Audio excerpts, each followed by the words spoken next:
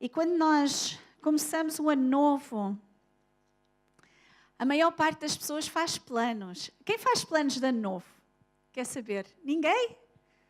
Eu vou deixar de comer isto, eu vou emagrecer, eu vou ficar mais musculoso, não é? Vou começar a ir ao ginásio e tal. Eu vou deixar de fazer isto. Há tantos planos que nós colocamos na nossa mente para fazer. Mas quem consegue continuar esses planos a partir de fevereiro? Normalmente, a maior parte dos nossos planos fica pelo meio do caminho. Mas, na realidade, é bom a gente sonhar e é bom a gente fazer planos. No ano novo, Deus tem algo novo também para nós. É um ano... Desculpem. Procura um papel. É um ano em que Deus realmente, Ele quer trabalhar na sua vida. É um novo começo, é um novo ano, é uma nova vida, é algo em que nós estamos a pensar e a querer realmente que algo aconteça. Algo de bom venha à nossa vida. E sabe uma coisa? Deus é um Pai bom. Ele é um Pai que Ele quer dar coisas boas aos seus filhos. O problema às vezes é que aquilo que Deus tem para nós às vezes podemos não pensar que é aquilo que nós desejamos ou queremos. Porque Deus vê muito lá à frente e no agora nós queremos uma coisa que às vezes não é bem isso que Ele tem para nós, porque não é o melhor de Deus para nós nesta altura. Então às vezes Ele quer que a gente espere. Às vezes Ele quer que a gente passe por algo. Às vezes Ele quer nos dar outra coisa do que aquilo que nós temos vindo pedir, porque Ele é um bom Pai. Assim como aos nossos filhos, nós não damos tudo aquilo que eles querem, ou não devemos dar tudo aquilo que eles querem, que alguns pais dão. E os filhos tornam-se mimados, tornam-se crianças que não dão valor às coisas, tornam crianças que não têm limites. E nós, como pais, nós devemos de realmente dar limites e dar coisas boas aos nossos filhos. E quando nós dizemos um não, às vezes, é porque nós amamos os nossos filhos. E assim também é Deus. Ele quer realmente que a gente possa ter coisas boas. E a semana passada nós falamos, nós temos estas folhas que nós vamos desafiar vocês a preencherem. Na primeira parte tem a parte da gratidão. Eu não sei se a semana passada todos ficaram com a folha, mas aqueles que não ficaram, nós vamos estar novamente. O que é que você é grata em 2017? Porque há tanta coisa que aconteceu. 2017 foi um ano maravilhoso para mim. E eu ainda estou com mais expectativa agora para 2018. E tem a segunda parte, que diz assim: deleita-te também no Senhor e Ele te concederá o que deseja o teu coração. Entrega o teu caminho ao Senhor, confia nele e Ele tudo fará. Este versículo fala muito. Eu quero falar um pouco realmente sobre os sonhos que Deus nos dá e os sonhos que são nossos e que realmente às vezes não são os mesmos, mas às vezes eles colidem. E sabem quando é que eles são os mesmos? Quando os nossos sonhos são os mesmos de Deus. Quando realmente nós entregamos o nosso caminho ao Senhor. Quando nós confiemos nele. Quando nós nos deleitamos, quando nós temos prazer, quando nós temos confiança nele. Quando nós temos isso, os nossos sonhos serão os sonhos de Deus. Os nossos alvos para a nossa vida são os alvos que Deus tem para nós.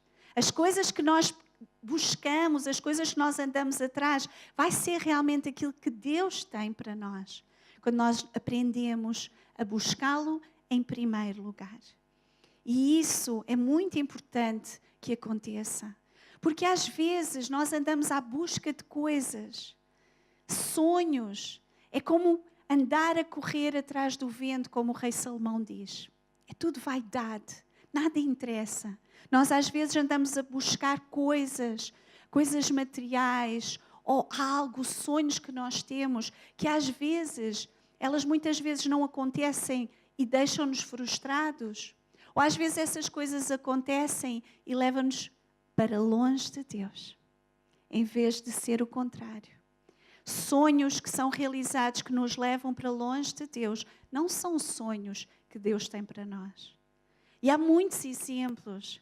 Às vezes a moça quer casar, quer ter alguém, e realmente, só que quando ela casa, depois ela acaba por não querer vir à igreja, não poder vir à igreja, ou realmente se desligar de Deus e já não ser aquela pessoa fervorosa que ela tem.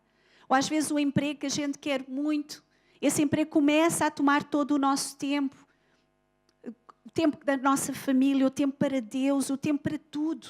Porquê? Porque nós estamos a dar tudo àquela coisa, àquele sonho. Às vezes, coisas que nós queremos não são as coisas que nós devemos ter. Então, quando você preencher isto, a minha pergunta é os seus sonhos ou é os seus sonhos alinhados com os sonhos de Deus? E hoje eu quero falar um pouquinho mais sobre isso, posso desafiar, porque eu creio que quase ninguém preencheu esta folha. Eu quero falar realmente sobre os sonhos de Deus. Realmente sobre como nós podemos ter os sonhos de Deus na nossa vida. E o maior segredo para nós podermos saber que esses sonhos vêm de Deus, é, em primeiro lugar, saber quem Deus é. Quem é Ele? Que Ele é um bom Pai, que Ele tem o melhor para nós, que Ele cuida de nós, que Ele nos ama. Em segundo lugar, nós devemos de saber quem nós somos nele. Quem é que nós somos? Que nós somos filhos de Deus. Nós somos amados. Nós fomos deixados o poder e a autoridade que Jesus delegou na cruz. Nós temos esse poder e autoridade. Nós somos santos. Nós somos filhos de Deus. Nós podemos ter acesso ao trono da graça. Nós somos pessoas escolhidas. Nós temos um poder muito maior do que nós pedimos ou pensamos ou imaginamos. Há algo tremendo que Deus tem para nós. Então nós temos que conhecer Deus e nós temos que conhecer quem nós somos nele. E isso facilita a termos os sonhos de Deus para a nossa vida. Nós não temos tempo para explorar muita coisa, mas eu quero falar sobre uma história hoje. Uma das minhas histórias favoritas, que é sobre Ana. Talvez porque eu sou Ana, né? E então a Ana sempre falou muito ao meu coração. A Ana é a mãe do profeta Samuel. E eu creio que quase todos vocês conhecem a história. Mas eu quero falar porque realmente ela sonhou. Ela um dia sonhou, ela teve um sonho maravilhoso. Ela queria muito ser mãe. Eu vou ler. Se vocês querem conhecer mais sobre a história dela, está em 1 Samuel, no capítulo 1 e o capítulo 2 também é a conclusão. E nós aprendemos muito com esta história, mas eu vou ler bastante a Bíblia. Se vocês quiserem abrir em 1 Samuel, capítulo 1, e nós vamos estar a ler excertos desse capítulo, tá bom? Então vamos lá conhecer um pouquinho mais de Ana. Diz assim: houve um homem de Ramataim Zofim, da montanha de Efraim, cujo nome era Elcana, filho de Jeroão, filho de Eliú, filho de Tuu, filho de Zuf, Efrateu. E ele tinha duas mulheres, o nome de uma era Ana e o de outra Penina. E Penina tinha filhos, porém Ana não os tinha. Subia, pois, este homem da sua cidade de ano em ano, a adorar e a sacrificar ao Senhor dos exércitos em Siló. E estavam ali os sacerdotes do Senhor, Ofni e Finéias, e os dois filhos de Eli. E sucedeu que no dia em que Elcana sacrificava, dava ele porções a Penina, sua mulher, e a todos os seus filhos e a todas as suas filhas. Porém a Ana dava uma parte excelente, porque amava a Ana, embora o Senhor lhe tivesse cerrado a madre. E a sua rival excessivamente a provocava para a irritar, porque o Senhor lhe tinha cerrado a madre. E assim fazia ele de ano em ano. Sempre que Ana subia à casa do Senhor, a outra a irritava. por isso chorava e não comia. Então Elcana, seu marido, lhe disse: Ana, por que choras? E por que não comes? E por que está mal o teu coração? Não te sou eu melhor do que 10 filhos? Então, nestes versículos, nós somos apresentados a Ana. Ana era uma mulher que ela não podia ter filhos, era estéril. Que na altura era algo muito difícil para uma mulher carregar. Porque na realidade o propósito da mulher era casar para poder procriar. Esse era o grande propósito da vida das mulheres. Não havia outro, não havia trabalhos, não havia nada. Ela casava para ter filhos, para dar uma descendência ao seu esposo. O facto dela não ter filhos era considerado como uma maldição de Deus. Então ela era olhada como alguém que tinha feito algo de errado, porque Deus não lhe concedia a bênção de ser mãe. Não lhe concedia esse prazer dela ser mãe. Mas nós vimos que ela tinha uma coisa a favor. O seu esposo era apaixonado por ela. Ele a amava mais do que a outra que lhe tinha dado muitos filhos. Ele gostava imenso dela. E ano após ano, diz aqui, não mostra quanto tempo esta situação durou. Mas eu creio, eu estava a imaginar quando a Ana ia e eles iam adorar a Deus, e nós vemos que é uma família que realmente adorava a Deus, que tinha o cuidado de todos os anos ir para sacrificar a Deus. Eles iam a Siló, porque isto foi antes da vida, antes de Jerusalém, ainda no tempo dos juízes. E então eles iam a Siló para sacrificar e adorar a Deus. Imaginem Ana, nos primeiros anos, ela provavelmente, ela ia lá e a oração dela era bem suave. Não é? Deus, permita que eu tenha um filho. Amém. Provavelmente era o tipo de oração dela. Eu só estou a imaginar, a Bíblia não diz isso, mas eu creio e nós sabemos, eu não sei quando vocês têm um desejo, algo muito, um sonho vindo de Deus, algo que vocês desejam e que ao princípio vocês começam a orar assim de uma maneira quase que descuidada, só a pedir algo. Mas depois esse desejo vai crescendo e a vossa oração vai ficando mais forte. O vosso desejo de que Deus haja naquele lugar, naquele assunto, naquela coisa, começa a ficar realmente maior. E eu creio que as orações dela, elas foram aumentando a cada ano que passava. Quanto mais ela era atormentada pela Penina, ela era humilhada por ela. Nós não sabemos o que ela dizia, mas devia ser coisas muito fortes a ela. E ela ia, e ela cada vez ficava mais desesperada. Queria muito, muito, muito ter o filho. Era o seu sonho. E neste tempo todo de espera, às vezes a gente pensa, Deus não está a ouvir. Deus está calado. Deus não se interessa. Deus não vai fazer. Mas na realidade, sabem o que é que Deus estava a fazer? Ele estava a preparar o coração dela porque ele também tinha um sonho. Deus tinha um sonho de levantar um profeta. Porque ali, na altura, ele era velho. E ele já não ouvia a voz de Deus. Eli era alguém que tinha sido levantado por Deus, foi um grande profeta, mas nessa altura ele tinha já se desviado, ele estava bem, bem longe de Deus. Nós mais tarde vimos isso.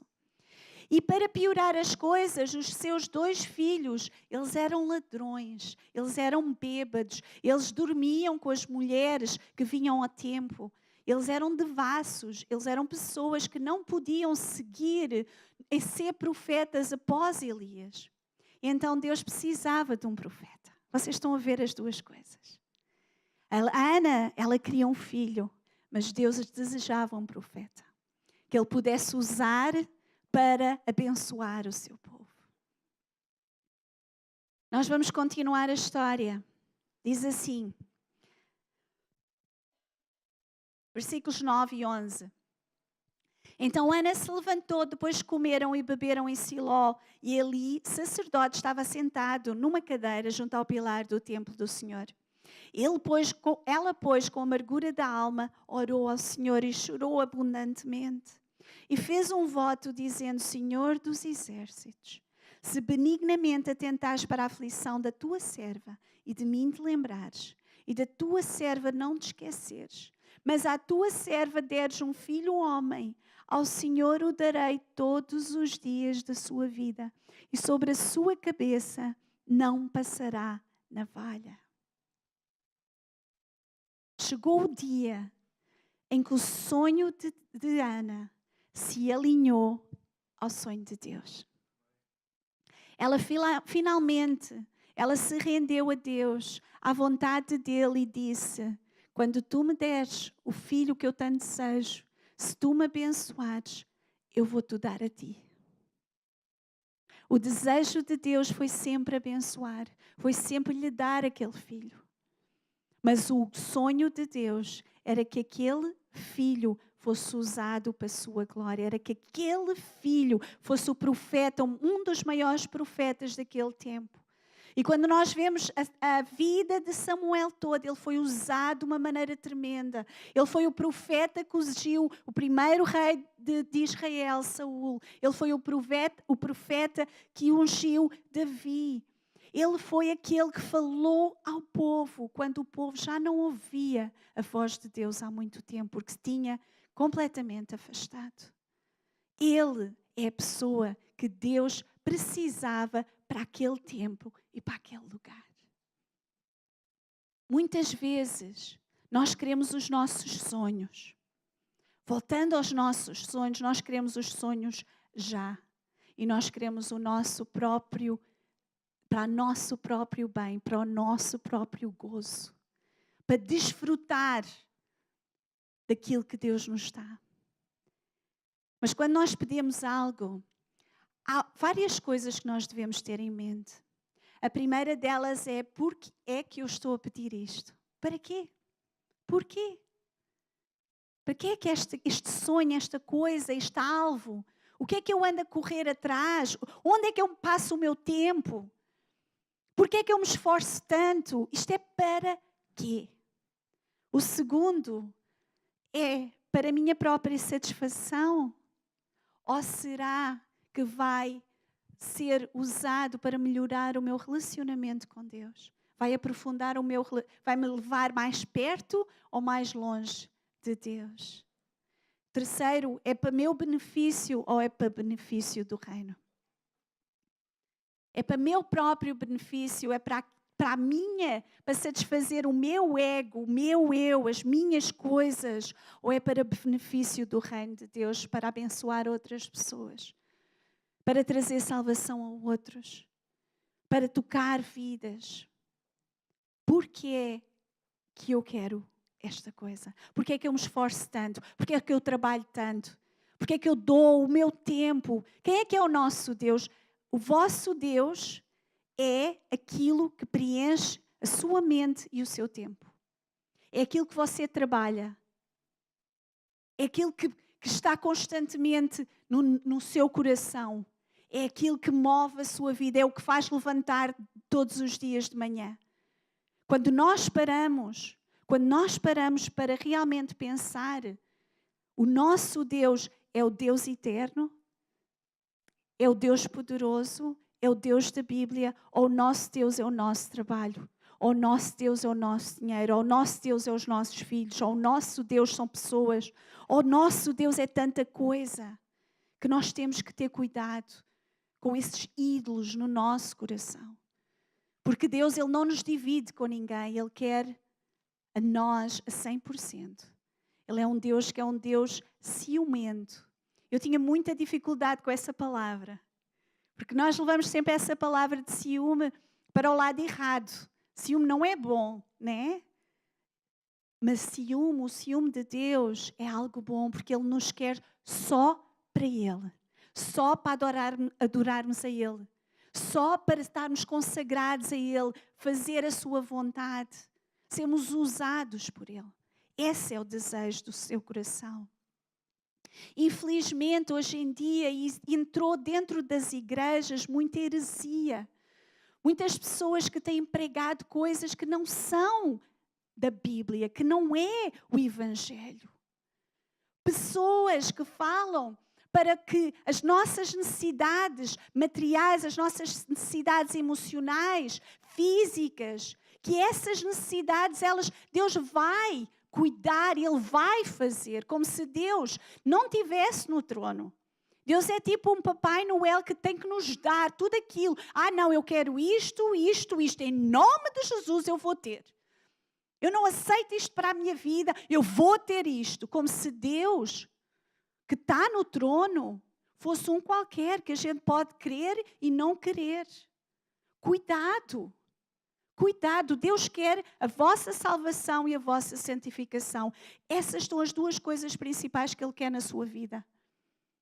E muitas vezes Ele traz coisas à sua vida que nós não achamos que seja bom. No final é a maior bênção que pode haver. Porque nos levam para junto deles, porque quebram o nosso eu. Porque nos ajudam a amar mais.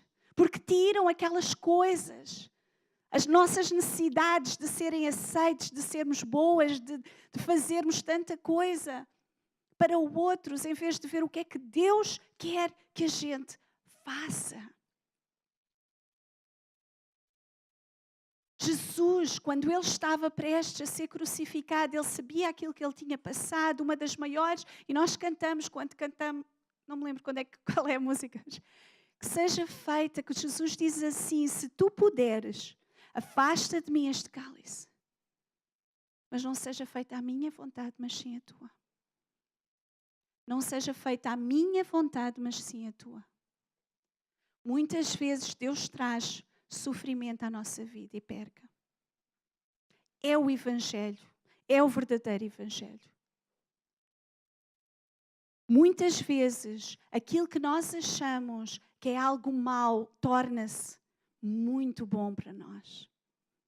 No caso de Jesus, a pior coisa que podia ter acontecido a um homem, o pior sofrimento, a pior vergonha, aquilo de pior que havia naquela época era ser crucificado. A pessoa que fosse crucificada, ela era completamente posta de parte. Ninguém falaria dela mais. Ninguém queria se associar a ela. Era a vergonha completa para a família. E isso foi o cálice que Jesus tomou. E sabem uma coisa? Alegrem-se. Alegrem-se muitas vezes. Quando Jesus, Ele aperta conosco, Ele nos chocalha. Ele traz coisas que nós às vezes não queremos passar. Ele traz solidão à nossa vida, que nós às vezes pensamos, porquê? Eu preciso de alguém para estar comigo, mas saiba de uma coisa. O Espírito Santo está sempre consigo. Deus diz, um dos meus versículos favoritos é: eu nunca vos deixarei nem desampararei. Eu nunca vos deixarei, eu nunca vos desampararei. Sim, às vezes parece que nós estamos sozinhos, mas nós não estamos sozinhos. Nunca. E Deus quer nos ensinar, Deus quer nos transformar, Ele quer nos santificar para sermos como Jesus. Ele quer mudar o nosso caráter. Nós estamos numa jornada. O primeiro passo foi a nossa salvação. Se você já conhece Jesus, se você deixou a sua velha vida, se você realmente lhe entregou a sua vida, você deu o primeiro passo. Mas esse primeiro passo é só o começo de uma grande jornada. E durante essa jornada há altos e baixos. Durante essas jornadas, muitas vezes nós nos sentimos desamparados, desiludidos. Às vezes até queremos desistir. Às vezes nós não queremos continuar, às vezes não vemos saída. Mas Deus está a trabalhar. Como Ana, Ele não se esqueceu. Ele não se esqueceu. E Ele vai fazer. Se o seu sonho, se você já sonhou um dia, se Deus colocou no seu coração coisas para fazer na sua vida, se Deus falou, nós sabemos quando os sonhos vêm de Deus. Nós sabemos. Se Ele falou, não desista. Não pare de crer. Há uma música que é: os sonhos de Deus nunca vão deixar de ser concretizados. Nunca. Eu vou passar agora um pouquinho, eu desviei-me bastante. É tudo para a glória de Deus. É tudo para a glória de Deus. Quando Ana, ela desistiu, quantos de vocês eram capazes de deixar o seu filho a estranhos? Quando eu comecei a meditar mais nesta história, que há um tempo atrás, eu pensei, meu Deus, eu nunca conseguiria fazer aquilo que a Ana fez. Quando eu penso que ela desmamou a criança, não sei quantos anos ela tinha, mas não devia ter mais de 4, 5 anos. Não é que a criança não. E ela deixou lá Eli. Vamos lembrar uma coisa, Eli era velho e os seus filhos eram terríveis. Se nós pensarmos que ela teve a confiança em Deus, a fé em Deus, de cumprir os votos que ela tinha feito e dizer, anda filho, eu sei o que Deus vai fazer na tua vida. E colocou-o lá. Porque não é o ambiente que nos afeta. Aquilo que está lá dentro não muda. Às vezes nós damos muitas desculpas. Eu tive estes pais, ou eu cresci assim, ou fizeram-me isto, ou lá na escola, ou no meu marido, ou seja o que for. Nós temos muitas desculpas sobre o ambiente. Não é um ambiente, porque Samuel, apesar de estar com pessoas que não serviam a Deus, apesar de estar com um profeta que era profeta, mas que não ouvia Deus, nem sequer conseguia identificar. Quando Deus falou mais à frente com Samuel, ele não conseguiu identificar a voz de Deus. Demorou 3 vezes a ele dizer, fala com Deus, afinal, deve ser Deus.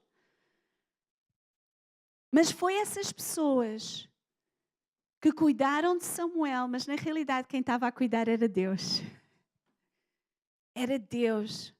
Entregue os seus sonhos a Deus. Não desista dos seus sonhos, mas entregue os seus sonhos a Deus.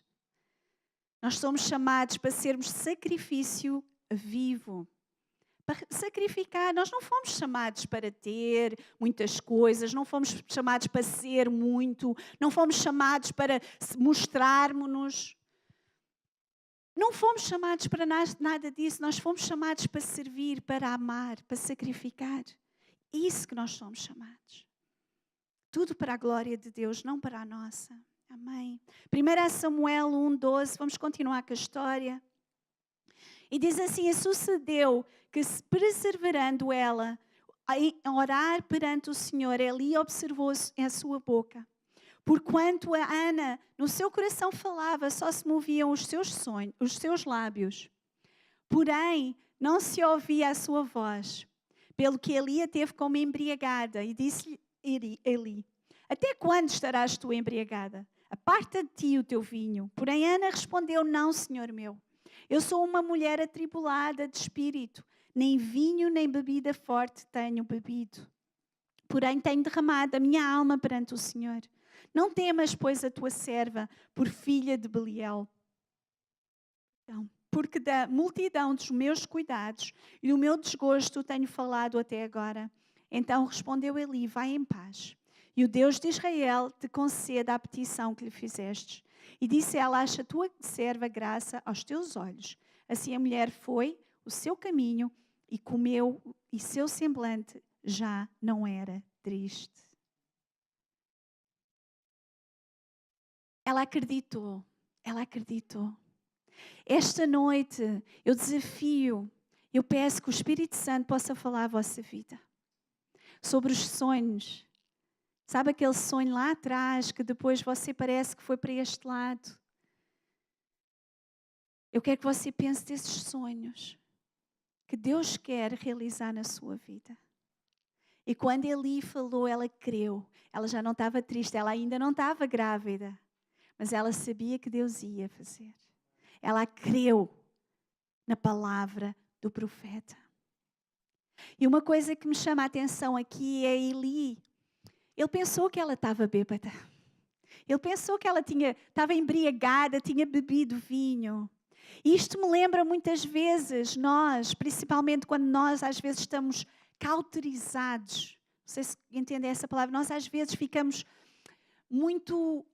Achamos as coisas santas como banais. Nós já não vemos o mover de Deus e às vezes nós não temos aquela visão de ver as coisas de Deus. E ali, ele já não ouvia Deus, já não estava habituado a ver uma pessoa assim desesperada em oração. Desesperada. Completamente abalada, completamente rendida a buscar a Deus. E nós às vezes temos a tendência de julgar pessoas que fazem diferente de nós, que oram diferente, ou que são mais loud, mais barulhentas, ou que são mais caladas. Nós às vezes temos uma ideia daquilo que deve e daquilo que não deve, e nós às vezes chamamos que a pessoa não está a adorar, ou a pessoa não está a orar, ou a pessoa não está a buscar, porque ela não faz à nossa maneira. Porque ela não entra nos padrões que a gente tem. E temos que ter cuidado com isso como igreja. Cada um é diferente. Cada um busca a sua maneira, cada um tem o seu jeitinho. Mesmo nós, não é? Vocês, brasileiros, mesmo vocês, eu vejo maneiras diferentes de buscar a Deus, porque tem a ver com a nossa personalidade também. E tem a ver com a nossa cultura. E tem a ver com a maneira como nós nos expressamos. Às vezes nós temos muita tendência de achar que a pessoa que está ali é uma pessoa que ora muito a Deus e que busca muito a Deus. E a pessoa que está assim, nós achamos que a pessoa não é tão fervorosa. É o coração que interessa. É o que vai lá dentro. É a nossa busca. É o nosso compromisso. É a nossa obediência. É o Espírito Santo. É o Espírito Santo. Hã? É verdade. É verdade. Mas é a maneira, a expressão, a maneira como nós nos expressamos realmente, que é diferente, porque nós todos somos diferentes. Não vamos julgar uma ou outra coisa. Amém? Nós temos que ver mais longe, aceitar e amar as pessoas, mesmo que elas tenham maneiras diferentes de se expressarem e amarem a Deus. Amém? Voltando à Ana, vamos ver aqui, capítulo 1, versículo, vamos saltar para o versículo 24 a 28. E diz assim: e havendo-o desmamado, tomou-o consigo com 3 bezerros e um éfa de farinha e um odre de vinho e levou-o à casa do Senhor em Siló. E era o menino ainda muito criança. E degolaram um bezerro e trouxeram o menino a Eli. E disse ela: meu Senhor, viva a tua alma, meu Senhor. Eu sou aquela mulher que aqui esteve contigo para orar ao Senhor. Por este menino orava eu, e o Senhor atendeu a minha petição, que eu lhe tinha feito. Por isso também ao Senhor eu o entreguei, por todos os dias que viver, pois ao Senhor foi pedido, e adorou ali ao Senhor. Ela entregou de volta a sua bênção, o seu Samuel, o seu xodózinho, o seu querido, aquela criança que ela carregou, aquela criança tão sonhada, tão amada, tão querida. Ela o deixou lá. E nós vimos, há um cântico, há uma oração que ela faz depois disso, que é tremenda, de exaltação a Deus. E nós não vemos nenhuma ponta de tristeza. É lógico que o coração dela, quem é mãe, e mesmo quem é pai, o coração dela devia estar a partir. Mas sabem uma coisa, a gratidão dela era tão grande. O amor dela por Deus, aquilo que Ele lhe tinha concedido. Ela estava tão grata, ela queria simplesmente fazer aquilo que ela tinha prometido. De deixar a sua bênção lá. De devolver aquilo que era do Senhor. Porque às vezes a gente esquece de uma coisa. Tudo aquilo que a gente tem não é nosso. Nada é nosso. Os nossos filhos não são nossos. Nós temos eles por um pouquinho. E depois eles vão. Os nossos bens não são nossos. Nós morremos, deixamos cá tudo. Vem um ladrão, leva tudo.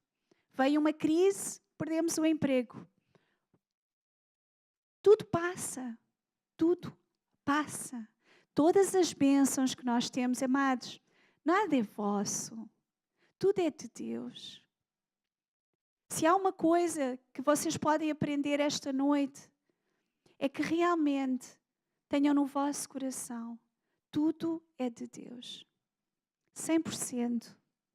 Tudo aquilo que é bom, que vocês têm, vem de Deus. Deus o salvou, Deus o curou, Deus o alimenta, Deus lhe dá tudo aquilo que você precisa. Será que você está disposto a sacrificar o seu sonho em prol do reino de Deus? Porque nós às vezes andamos e pensamos que na realidade nós estamos a tentar fazer a vontade de Deus, mas na realidade nós andamos atrás dos nossos próprios sonhos. E só quando a gente se rende e diz, não eu, não a mim, a ti a glória. Será que você está disposto a sacrificar o seu tempo, a sua carreira, os seus filhos, a sua vida, tudo aquilo que você tem? Você está disposto a sacrificar a Deus? Sabem uma coisa? O maior benefício, o maior presente para a nossa vida, aquilo que nós temos de mais precioso é a nossa salvação. Tudo o resto é aquilo que nós temos de mais precioso. Jesus nos deu a vida e vida eterna. Ele já nos deu a vida eterna. Esse é o presente mais precioso. É aquilo que nós não precisamos de mais nada. Mas Ele ainda nos dá muitas coisas, mas nós não precisamos de mais nada. Isso é aquilo que deve de encher os nossos corações. Não existe nada mais importante do que é o nosso relacionamento com Deus. E quando nós investimos isso, quando nós investimos o nosso tempo, quando nós investimos a nossa mente de estudar, quando nós investimos tudo aquilo que nós temos em prol do reino, não vai ser em vão. Porque em troca, Deus nos dá a paz que nós precisamos, Ele nos dá a alegria que nós precisamos, Ele nos dá o gozo, Ele nos dá tudo aquilo que nós precisamos para continuar o caminho que nós temos que trilhar. Ele nos dá tudo. Ele diz, dá, que eu depois dou-te. O primeiro passo é dar. O primeiro passo foi você entregar a sua vida. Continua a fazer isso. Continua a entregar o seu tempo. Continua a entregar tudo aquilo que você tem. Porque vale a pena e vai valer a pena. E vai valer a pena. Este ano nós temos conversado muito. Eu creio no meu coração que esta igreja é uma igreja que vai trabalhar para fazer discípulos. Quem é discípulo de Jesus? Eu quero ser um discípulo de Jesus. Eu não quero ser multidão, eu quero ser discípulo de Jesus. Sabem uma coisa? A multidão anda atrás de peixes e pão. A multidão anda atrás de curas. A multidão anda atrás de coisas materiais. A multidão, ela quer as coisas, ela quer. Os discípulos, eles querem um relacionamento com Jesus. Os discípulos querem ir para a casa de Jesus. Os discípulos querem sentar ao pé de Jesus. Perto de Jesus, vocês não dizem ao pé. Os discípulos, eles estão prontos a sacrificar. Os discípulos, eles estão prontos a dar a vida. Pedro dizia, ainda que tu morras, eu vou-te seguir. Nessa altura ele negou a Jesus, mas mais tarde ele morreu pela obra. Todos os apóstolos morreram pelo Evangelho. Hoje em dia ainda há pessoas a morrer pelo Evangelho, a irem para prisões por causa do Evangelho. Ser cristão não vos dá um status diferente. Não vos dá um novo emprego, não vos dá uma nova casa, não vos dá um novo carro. Ser cristão vos dá acesso ao Deus Pai e à vida eterna. E a todas as bênçãos nos lugares celestiais. Porque há muitas pessoas em países de perseguição que ao se tornarem cristãos, elas perdem amigos, emprego, perdem família, muitas vezes vão para a prisão e muitas vezes elas perdem a vida. Isso é ser cristão e isso é ser discípulo. Então, neste ano, nós vamos investir em formar discípulos. Porque Jesus, Ele nos mandou ir por todo o mundo, fazer discípulos de todas as nações, batizando-os em nome do Pai, do Filho e do Espírito Santo. Ensinando-os a obedecer tudo aquilo que eu vos tenho ensinado. E eis que estou com vocês até aos confins da terra, para sempre. Nunca, nunca Ele nos deixa. A nossa missão como igreja não é formar multidão, é formar discípulos. A nossa missão é formar discípulos e quando nós somos discípulos, Deus se revela a si de uma maneira sobrenatural. Sobrenatural. E muitas vezes, nós às vezes ainda estamos presos às falsas doutrinas, presos a muitas religiosidades, presos a tanta coisa que ainda nos puxa para o passado. A primeira coisa é largar o passado. Veja, o alvo que é Jesus, ande para a frente. Seja discípulo, largue tudo, ande para a frente. Deus vai colocar alvos, sonhos, coisas tremendas, tremendas no seu coração. Então o que é que você quer este ano? Quais são os sonhos para este ano? Você quer que este ano seja igual ao ano passado? A mesma mesmice, correr atrás do vento, trabalhar para sabe-se lá o quê? Ou você quer ser um discípulo? Alguém que tem intimidade com Deus, alguém que tem o poder e a autoridade vinda do Criador do Universo. Alguém que marca a vida dos outros. Alguém que leva a água viva, a salvação àqueles que precisam. Alguém que ajuda a tirar os cativos da prisão. Alguém que ensina aos outros quem é Jesus. Que os leva pela mão e os traz a ter uma intimidade com Jesus. Esse é o nosso objetivo. Ou deveria de ser o nosso objetivo. De ser como Ana, que está disposta a dar tudo. E para encerrar, eu só quero ler mais um versículo. 1 Samuel 2:21. Diz assim, visitou, pois, o Senhor a Ana, que concebeu, e deu à luz 3 filhos e 2 filhas. E o jovem Samuel crescia diante do Senhor. Glória a Deus. Aleluia. Esta foi a recompensa de Ana. Esta foi a recompensa de Ana. Porque ela entregou Samuel, Deus lhe deu mais 5 filhos. 5. Ele não deu em dobrado, nem triplicado, nem quadriplicado. Ele deu 6 vezes, né? 5 vezes. Na realidade, ela teve Samuel, ela teve mais 5. Nada é em vão para Deus. Tudo aquilo que a gente entrega em Deus, nada é em vão, amados. Quando a gente faz das poucas coisas, nas muitas coisas, eu não estou a falar só aqui, na igreja, tudo aquilo que a gente faz. Deus nos dá sempre. Nós nunca conseguimos dar mais do que aquilo que Deus nos dá. Você sabia? Nunca, nunca. Nós não conseguimos alcançar Deus em termos de dar. Como Ana, ela deu Samuel e a recompensa foram 5 filhos. Eu imagino a felicidade daquela mãe ao cuidar daqueles filhos. Eu imagino ela a contar o seu testemunho aos filhos. Sabes, filho? Tu só estás aqui porque a mãe um dia, ela entregou o teu irmão, Samuel, aquele profeta, aquele homem de Deus que está lá. A mãe entregou para que Deus pudesse usar.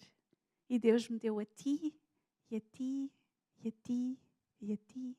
a ti. Que Deus possa realmente falar ao vosso coração esta noite. Vale a pena, vale a pena. Vale a pena adorar a Deus. Vale a pena servir a Deus. Vale a pena buscar a Deus. Vale a pena tudo aquilo. Vale a pena entregar a nossa vida para o reino. Nós fazemos parte de um reino. E um reino, ele tem um rei. E esse rei chama-se Jesus. E num reino, o rei é soberano. E tudo aquilo que ele diz deve ser feito, obedecido. Nós somos seus servos. Nós somos seus filhos e herdeiros. Mas nós também somos seus servos.